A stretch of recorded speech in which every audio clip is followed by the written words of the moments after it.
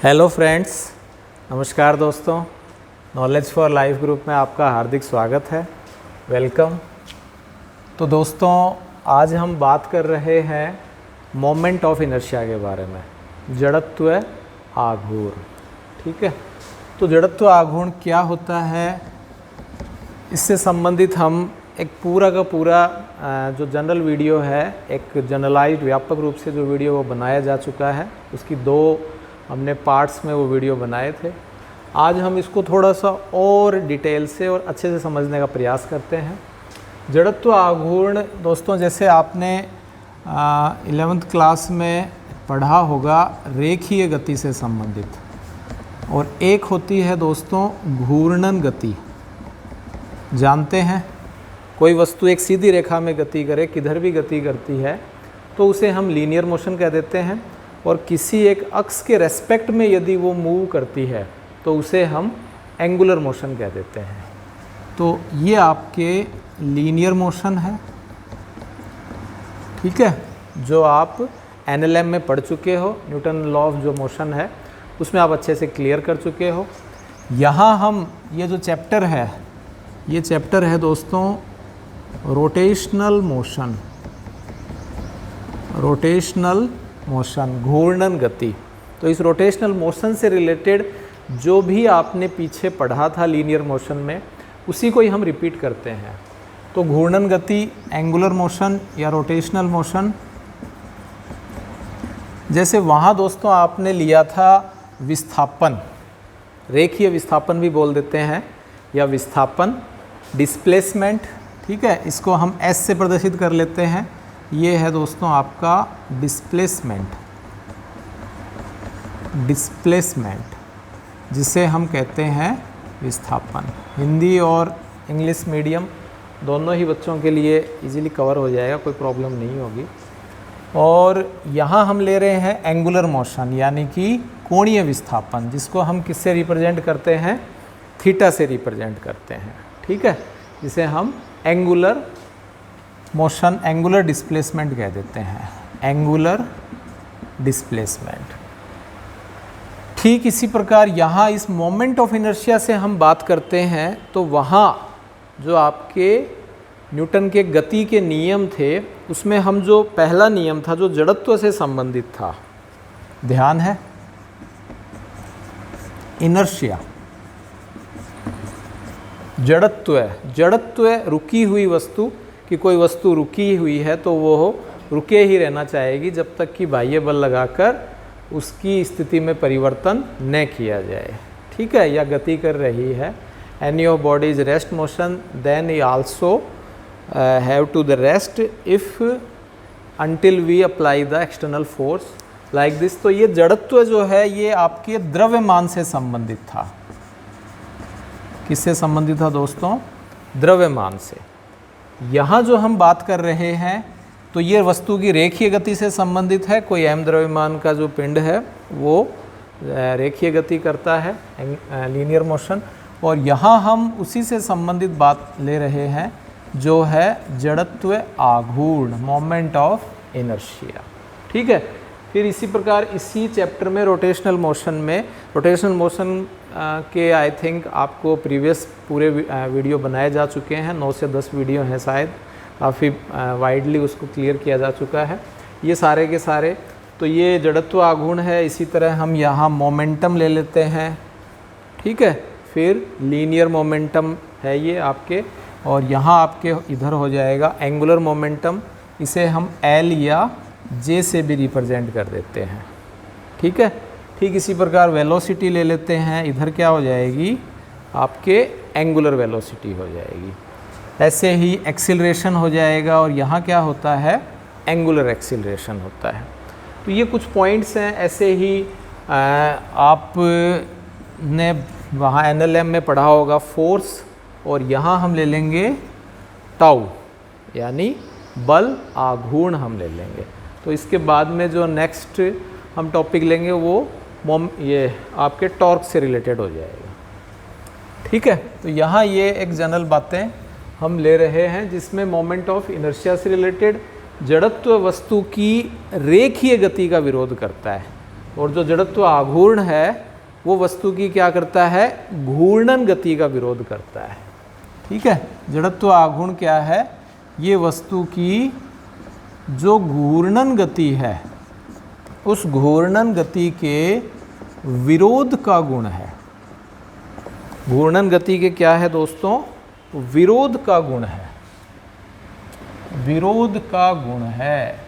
इसे हम कह देते हैं जड़त्व आघूर्ण। ठीक है, टू प्रॉपर्टी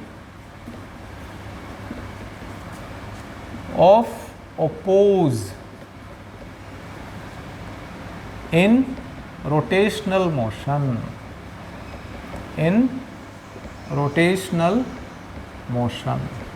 तो वस्तु की जो घूर्णन गति है उस घूर्णन गति के जो विरोध का गुण होता है उसे हम जड़त्व आघूर्ण कहते हैं। आई थिंक समझ में आ गया होगा, सिंपल। कोई भी डेफिनेशन होती है किसी भी टॉपिक की, उसकी जनरली हम दो डेफिनेशन ले लेते हैं, एक थ्योरेटिकली और एक मैथमेटिकली। ठीक है, थ्योरेटिकली हम उसको समझने के लिए कि एक्चुअल में वो है क्या, सारी रोज़मर्रा की ज़िंदगी से अपनी फिजिक्स जुड़ी हुई है। और एक इसका जो मैथमेटिकल फार्मूला है वो I इक्वस टू क्या होता है, mr²। I इक्वस टू क्या है दोस्तों, mr²। क्योंकि कोई भी आपके पास सिस्टम है, बॉडी है, जब वो रोटेट करेगी तो उसके लिए कोई ना कोई एक्सेस की हमें यहाँ ज़रूरत होती है। ठीक है, उस एक्सेस के बिना हम उसको रोटेशनल मोशन, हालांकि रोटेशनल हम जो घूर्णन की क्रिया कई प्रकार से होती है, एक परिक्रमण भी होता है। ठीक है, वो हम आगे केपलर लॉ में पढ़ेंगे जब आप ग्रेविटेशनल क्लियर करेंगे। तो यहाँ I इक्वस टू क्या आ गया, ये mr²। तो m जो भी सिस्टम है, बॉडी है, उसका मास है। ठीक है, और r क्या है, r आपके दोस्तों परपेंडिकुलर डिस्टेंस है। r क्या है, r is the perpendicular distance. किसी एंगल पे नहीं लेनी है, परपेंडिकुलर लेनी है। तो r क्या है, परपेंडिकुलर डिस्टेंस। ठीक है, between mass and rotational axis, between mass and rotational axis. Some of the books we take is the tensor quantity. कुछ जो किताबें हैं उसमें हम इसे प्रदिश राशि भी लेते हैं। जनरली यह एक अदिश राशि के रूप में मान ली जाती है, क्योंकि इसकी जो डायरेक्शन है वो ऑलवेज चेंज होती रहती है, लेकिन डायरेक्शन के साथ साथ उसका मैग्नीट्यूड एक फिक्स डायरेक्शन में चेंज हो तो वो एक टेंसर क्वांटिटी है। वो आप पढ़ते हो कॉलेज के अंदर। तो यदि आपके ये एक नॉर्मल ऑब्जेक्टिव टाइप क्वेश्चन आ जाए, उसमें अदिश सदिश, ठीक है, या दोनों या फिर इसमें से किसी एक के बारे में बात करें, लेकिन यदि प्रदिश राशि आती है तो उसको ज़्यादा वेटेज हम दे देते हैं। लेकिन जनरली आपके ये हम मान लेते हैं कि ये एक अदिश राशि है, स्केलर क्वांटिटी है। ठीक है, इसी तरह से इसकी कोई डायरेक्शन नहीं है, और इसकी यदि हम यूनिट लेते हैं तो यूनिट क्या हो जाएगी, kilogram into metre square, kilogram into metre square. ठीक है, और जो डायमेंशनल है,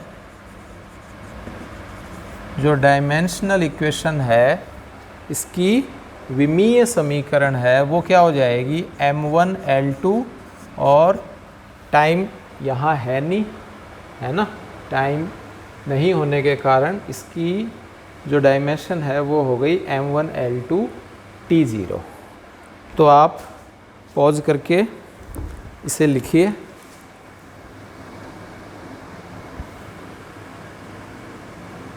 नेक्स्ट हम दोस्तों बात कर रहे हैं different type of we take the body.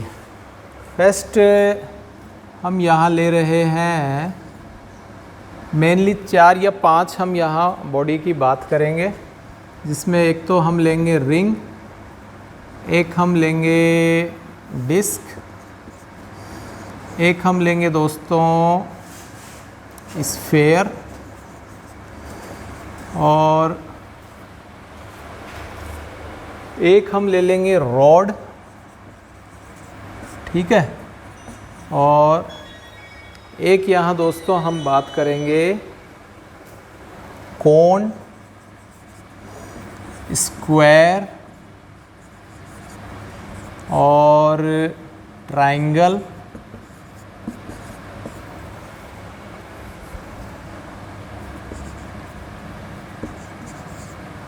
ये कुछ बॉडीज़ की हम यहाँ बात करते हैं और उन बॉडीज़ को हम यहाँ समझने का प्रयास करेंगे।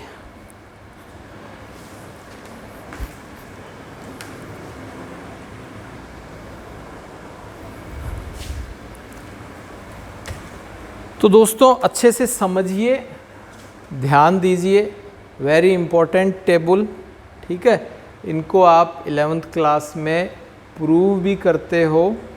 हम यहाँ इनके डायरेक्ट आंसर यहाँ लिख रहे हैं, ठीक है। तो एक यहाँ और हो जाएगा दोस्तों, उसको हम सिलेंडर के रूप में लिख सकते हैं। सिलेंडर भी हम 2 टाइप्स लेंगे, स्फेयर भी हम 2 टाइप्स लेंगे, ठीक है। और रॉड तो आपके एक जो सॉलिड है रॉड, उसके रूप में हम लेते ही हैं। कोन जो है वो भी हम 2 टाइप्स लेंगे, एक अंदर से होलो कोन हो जाएगा और एक आपके सॉलिड कोन हो जाएगा। ये हम 2 तरह से लेते हैं। तो दोस्तों ये तो हो गई आपके सिस्टम, या इन्हें हम बॉडी बोल देते हैं। अब रिंग का जो मोमेंट ऑफ इनर्शिया है किसके सापेक्ष, यहाँ हम ले लेते हैं घूर्णन अक्ष के सापेक्ष, घूर्णन अक्ष के सापेक्ष। किसके सापेक्ष है, घूर्णन अक्ष के सापेक्ष, ठीक है। With respect to rotational axis, किसके सापेक्ष हो गया, घूर्णन अक्ष के सापेक्ष हो गया। तो रोटेशनल एक्सेस के सापेक्ष यदि हम जड़त्व आघूर्ण ले रहे हैं तो रिंग का जड़त्व आघूर्ण क्या होगा दोस्तों, वो हो जाएगा mr²। वो क्या हो जाएगा, mr²। ठीक इसी तरह से डिस्क का यदि हम लेंगे तो वो हो जाएगा mr²/2। वो क्या हो जाएगा दोस्तों, mr²/2 हो जाएगा।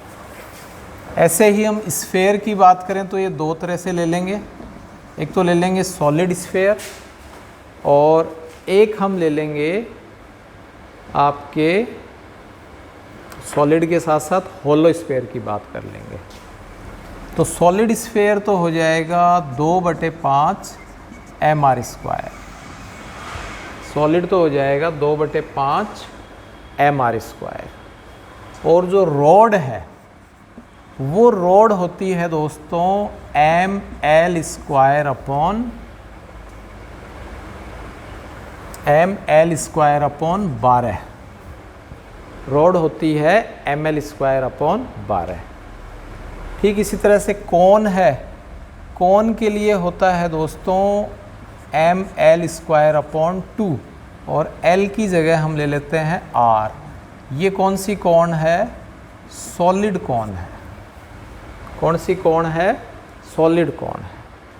ऐसे हम स्क्वायर की बात करें तो स्क्वायर का होता है, इसकी लेंथ L है तो ये हो जाएगा ml²/12, ml²/12 हो जाएगा, ठीक है।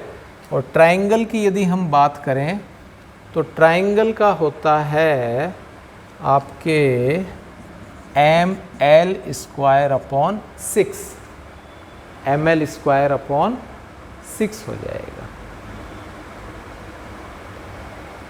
स्क्वायर की हम यदि बात करें दोस्तों तो ये रेक्टेंगल से रिलेटेड होता है। जैसे रेक्टेंगल का होता है M A square plus B square upon 12 है, तो ए इक्वस टू क्या हो जाएगा बी, तो ए इक्वस टू बी है तो ये फिर एम एल स्क्वायर अपॉन 6 बन जाएगा।